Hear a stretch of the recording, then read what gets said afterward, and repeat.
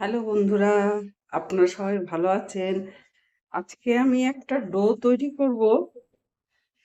সেটাতে আমি এই যে পেঁয়াজ দিয়েছি, আদা দিয়েছি, এই লঙ্কা, উম, তার সঙ্গে একটু তেল আছে, নুন আছে, চিনি আছে, এইসব দেবো। আর এই জল দিয়ে দেবো, দিয়ে জলটা উঠলে তারপরে সুজিটা দেবো। বাদামের গুঁড়ো দিলাম, চীনা বাদাম, আর এই সুজি দিলাম।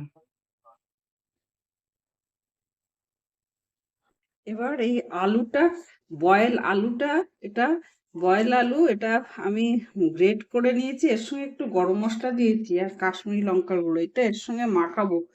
দিয়ে একসঙ্গে একটু ময়দা দিয়ে খাওয়ার জন্য নিরামিষ ঘুগনি করেছি।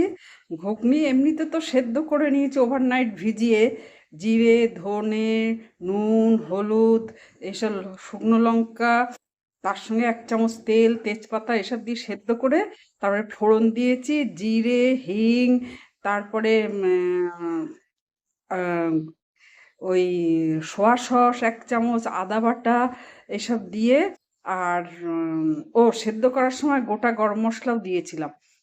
একটা জিনিস বলতে ভুলে গেছি, ভাজা মশলা এবং গরম মশলাও দিয়েছিলাম। ভাজা মশলার মধ্যে হচ্ছে জিরে, ধনে, গোলমরিচ বানাচ্ছি। এই